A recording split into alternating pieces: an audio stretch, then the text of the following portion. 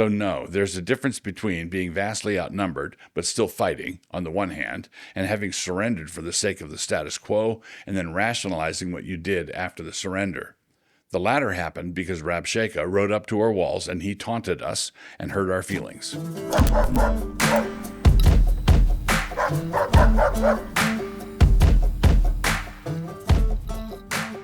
Introduction.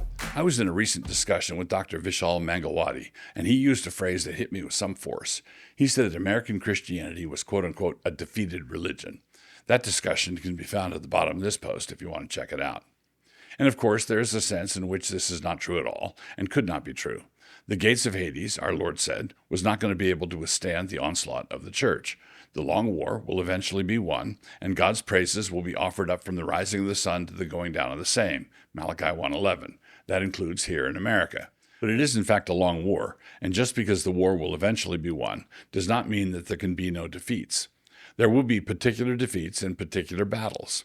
Confidence about the outcome of the war does not translate into confidence about the outcome of every single battle, campaign, or front. So in what sense would his observation be right on the money? Because I think it is right on the money. Gideon at the wine vat. When the angel of the Lord came to Gideon, he found him hiding from the Midianites, threshing wheat by the winepress, Judges 6:11. It turned out that this angel might have had a sarcastic streak in him, because when he appeared to Gideon, he said, "The Lord is with thee, thou mighty man of valor," Judges 6:12. Good job hiding, by the way. Even I had to hunt around a bit to find you, and I'm an angel. But however much we might notice that Gideon was not exactly being a mighty man of valor at that particular moment, there is one way in which Gideon was vastly superior of the modern Reformed keepers of the big thinks. Gideon was hiding from the Midianites, and he knew that this is what he was doing. Modern evangelicals are hiding from the Midianites also, but they have spun themselves a yarn about it. They have told themselves that this is the way of principled pluralism. This is the price we pay for our liberty. If we want the liberty to make money, we also have to support the Midianites' right to seize it. That is how the secular public square works. It is what the founders would have wanted. Now, it is one thing to be forced to pay tribute to the pagans, knowing it to be such, and quite another thing to be forced to pay tribute to them while telling yourself that this is the cost of living in a free society, and is therefore to be reckoned as our fair share. It is to be considered the price of having a quote-unquote good testimony. Having a good testimony is handing over your wheat crop winsomely. So the two ways are quite distinct, hiding from the pagans and hiding from the pagans while rationalizing. Hermetically sealed compartments in the soul. In order to hide, just like Gideon was doing, while convincing yourself that this is not at all what you are doing, a certain configuration of the mind and heart becomes necessary.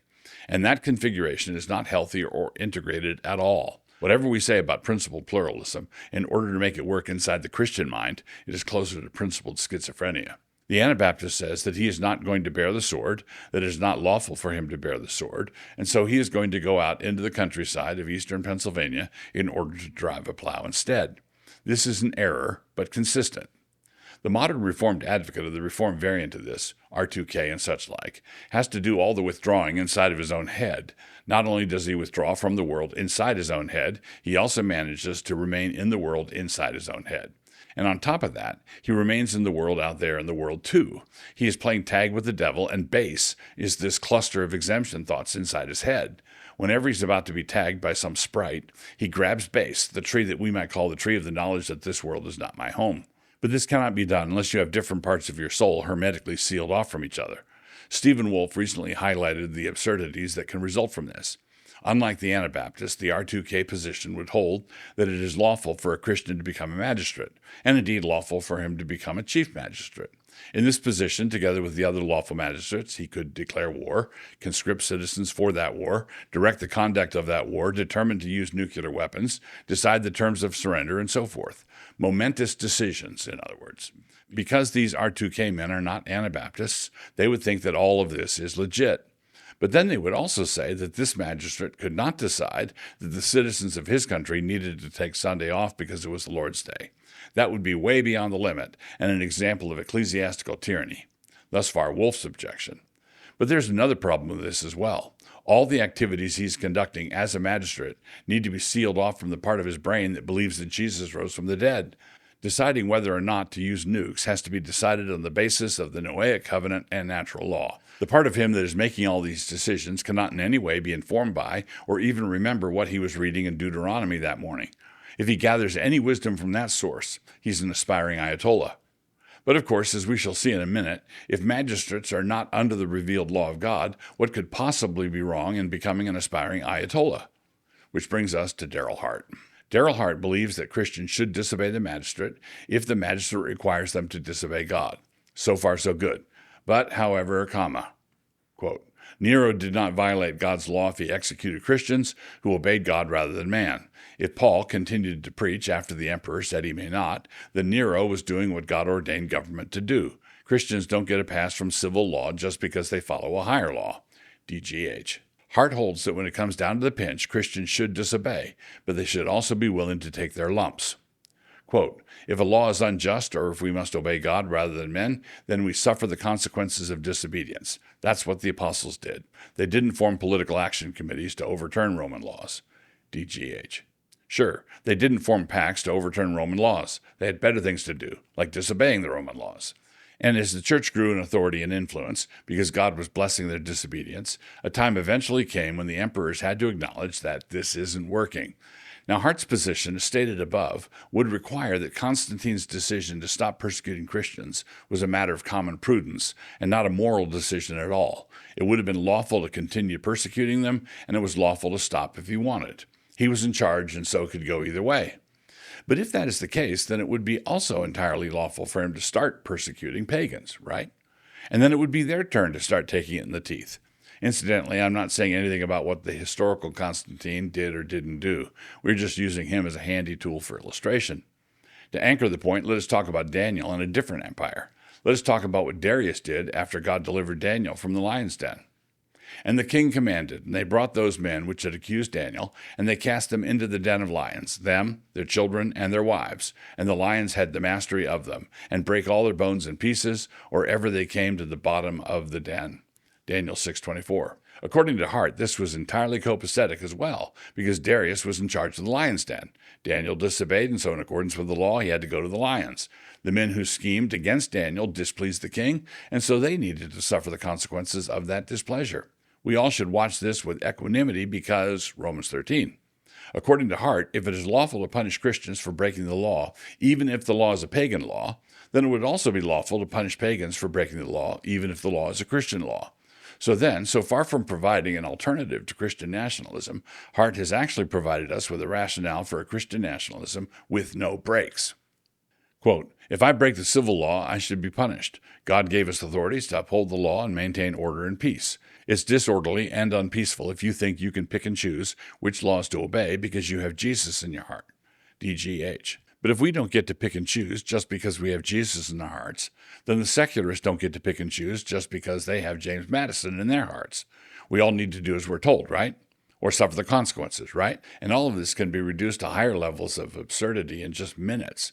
If it's lawful for Nero to execute Christians for disobeying the law, and if it is lawful for Christians to hold office under an emperor like Nero, then what happens when Nero does not violate God's law in ordering the execution of a preacher who would not stop preaching?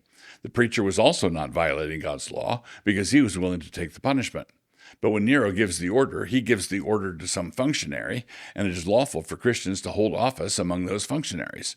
So let us say a Christian is the director of Nero's Bureau of Prisons, a lawful vocation. What does he do when Nero says, like Herod did when that girl danced for him, bring me the head of that preacher on a platter?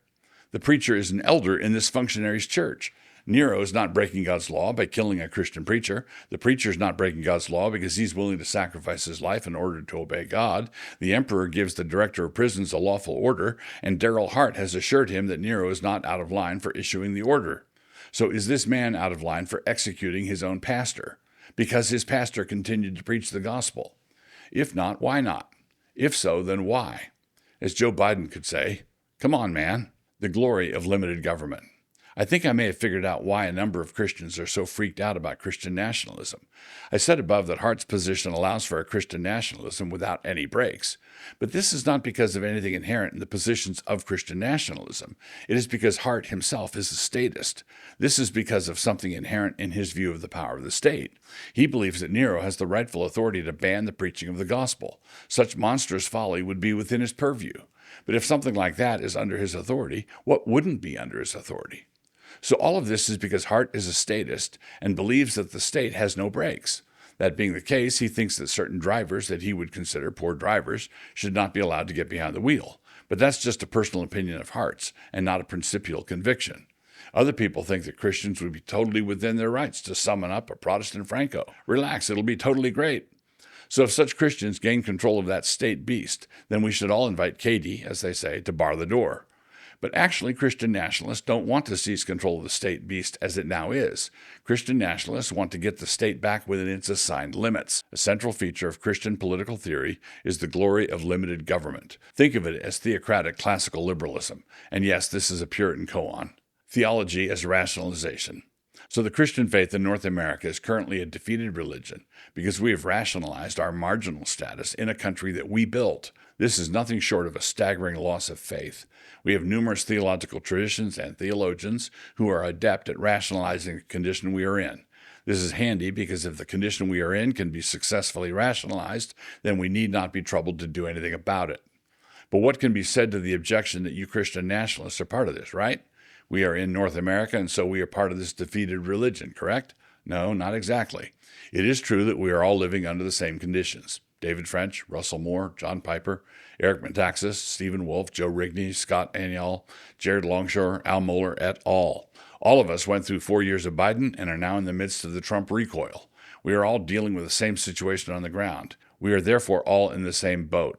So no, there's a difference between being vastly outnumbered but still fighting, on the one hand, and having surrendered for the sake of the status quo and then rationalizing what you did after the surrender. The latter happened because Rabshakeh rode up to our walls and he taunted us and hurt our feelings. Hearken not to Hezekiah, for thus saith the king of Assyria, make an agreement with me by a present, and come out to me, and then eat ye every man of his own vine, and every one of his fig tree, and drink ye every one of the waters of his cistern. 2 Kings 18:31. After so many evangelicals accepted the deal, it was necessary to develop a theology that would not spend so much time jabbing at our conscience at 2 in the morning. And so that is what we did.